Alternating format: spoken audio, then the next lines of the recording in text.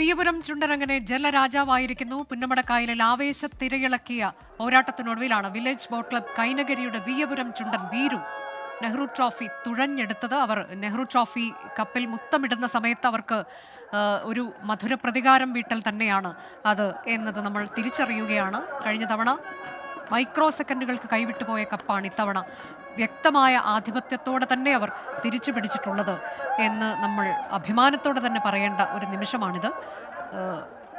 വിയപുരം ചുണ്ടൻ 4 minute 21 second 0.4 micro സെക്കൻഡിനാണ് ഇത്തവണ കിരീടം നേടിയിട്ടുള്ളത്. 3ാം തവണയാണ് അവർ നെഹ്റു ട്രോഫി കപ്പിൽ മുത്തമിടുന്നത്. ഇതിനു മുൻപ് കുറേ വർഷങ്ങളോളം അവർ മത്സരരംഗത്ത് മാറി നിൽക്കേണ്ടുന്ന ഒരു സാഹചര്യം ഉണ്ടായിരുന്നു. അതിനുശേഷം 2022 തിരിച്ചെത്തി.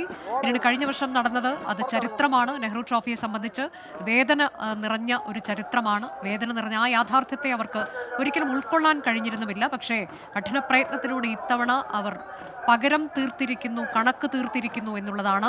വിയപുരം ചുണ്ടൻ വീരു ഇത്തവണ വീരനായി മാറിയിരിക്കുന്നു പുന്നമടക്കായലിൻ്റെ. ഷഫീദ് റാവുത്തറുണ്ട് വിവരങ്ങളുമായി.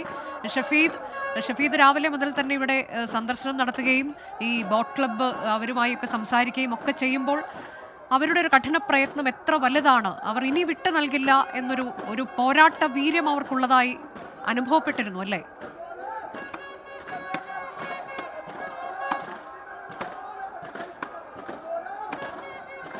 തീർച്ചയായിട്ടും ഇപ്പോൾ നമ്മൾ ഈ കാണുന്ന ആഘോഷങ്ങൾ പോലെ വിയപുരത്തെ സംബന്ധിച്ച് അതല്ലെങ്കിൽ നമ്മളുടെ VBC വില്ലേജ് ബോട്ട് ക്ലബിനെ സംബന്ധിച്ച് അവർക്ക് അത്യന്തം ആത്മവിശ്വാസമുള്ള ഒരു മത്സരമായിരുന്നു ഇതെന്നുള്ള കാര്യത്തിൽ തർക്കമില്ല. കാരണം അവർ അത്രത്തോളം കോൺഫിഡൻസ് വെച്ച് പുലർത്തിയിരുന്നു. മാത്രമല്ല നെഹ്റു ട്രോഫിയുടെ ചരിത്രത്തിൽ വാട്ട് എ കംബാക്ക് എന്ന് വിശേഷിപ്പിക്കാൻ കഴിയുന്ന മറ്റൊരു ഇൻസിഡന്റ് ഉണ്ടോ എന്ന് എനിക്കറിയില്ല. കാരണം അത്രമാത്രം വൈകാരികമായിരുന്നു അവരുടെ ഓരോ നിമിഷങ്ങളിലും.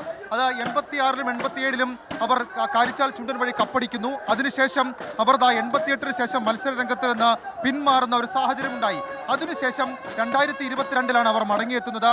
2022-ൽ മടങ്ങിയെത്തിയ ശേഷം 2023-ൽ അവർ നേടിയത് 5-ഓ 6-ഓ സ്ഥാനമാണ്. അതിനുശേഷം 2024-ൽ അവർ വരുന്നു. അവർ വന്നതിന് ശേഷം അവർ മൈക്രോ സെക്കൻഡ്സിൽ PBCയുമായി, അതായത് അത്രയധികം വർഷം പാരമ്പര്യമുള്ള ഈ തുഴഞ്ഞ് പരിശീലനമൊക്കെ കിട്ടിയ അവർക്ക് മുൻപിൽ 2024-ൽ മൈക്രോ സെക്കൻഡ്സിൽ 2ാം സ്ഥാനത്തേക്ക് എത്തിയത് കോടതി കയറുന്ന സാഹചര്യമുണ്ടായി.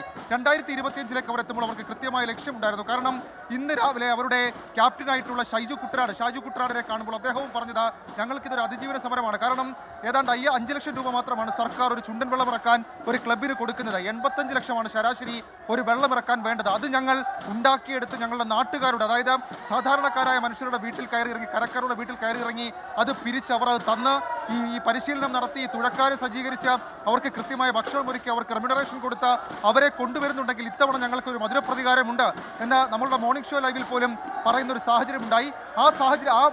ആ കോൺഫിഡൻസിലാണ് ഇന്ന് വില്ലേജ് ബോട്ട് ക്ലബ് VBC അവരുടെ കരുത്തരായ വിയപുരത്തെ, അവരുടെ വീരുവിനെ ഇന്ന് ഈ പുന്നമടക്കായൽ ഇറക്കുന്നത്. അതിന് ഫലം കണ്ടിരിക്കുന്നു. അവർ ആ ട്രോഫി ഉത്തമിട്ടിരിക്കുന്നു. 3ാമത് അവരുടെ നെഹ്റു ട്രോഫിയാണ്. വർഷങ്ങളുടെ പാരമ്പര്യമുണ്ട് ആ ക്ലബിന്. ഏതായാലും ഇക്കുറി അവർ വിയപുരത്തിൽ കൂടി നെഹ്റു ട്രോഫിയിൽ മുത്തമിട്ടു എന്നുള്ളതാണ് ഏറ്റവും പ്രധാനപ്പെട്ട കാര്യം. ആ ആഘോഷങ്ങൾ അവർ തുടങ്ങും. ഇന്ന് നമ്മൾ പറഞ്ഞു ഇവരെ കൈനകരിയെ സംബന്ധിച്ച് അവരുടെ കൈക്കരുത്ത്, അവരുടെ തുഴക്കരുത്ത് അത് എടുത്തു പറയേണ്ട ഒന്നാണ്. അവരുടെ വരും തലമുറയ്ക്ക് പോലും ആ രീതിയിൽ വള്ളം കളിയോട്, തുഴച്ചിലിനോടൊക്കെ വല്ലാത്തൊരു സ്നേഹം, വല്ലാത്തൊരു അടുപ്പമുള്ള മനുഷ്യരാണ്. അനുജ, കഴിഞ്ഞ തവണയും അവർക്ക് ഈ വീരു തന്നെയായിരുന്നു. വീരുവിലൂടെ കൈവിട്ടുപോയി. പക്ഷേ ഇത്തവണ വീരുവിലൂടെ തന്നെ അവർ തിരിച്ചു പിടിച്ചു എന്നൊരു അഭിമാനം കൂടിയില്ലേ ഷഫീദ്?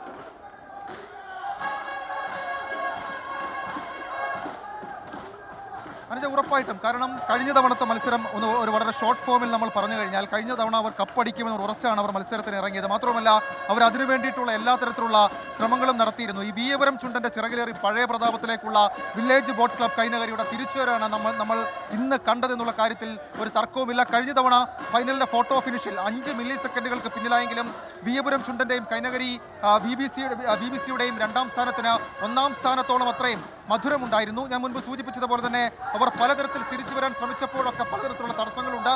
പക്ഷേ 2022-ൽ ആ തടസ്സങ്ങളൊക്കെ മാറി. ഏതായാലും ആ തടസ്സങ്ങളൊക്കെ മാറി 2019 അവർ ഒരു ആലോചനാ യോഗമൊക്കെ നടത്തി 2022 എങ്ങനെയെങ്കിലും തങ്ങളുടെ നാടിനെ പ്രതികരിക്കുന്ന ഒരു ചുണ്ടനെ ഇറക്കണമെന്ന് തീരുമാനിച്ചിട്ടാണ് വിയപുരത്തെ അവർ കൊണ്ടുവരുന്നത്. 2024 അവർ കാര്യമായി അതിനുവേണ്ടി പണിവിട്ടു. 2025 ഈ നെഹ്റു ട്രോഫി മത്സരത്തിന്റെ വിജയം അതിന്റെ പാലം വരുമ്പോൾ അവർ 1ാം സ്ഥാനത്തെത്തുന്നത് നമ്മൾ കണ്ടതാണ്.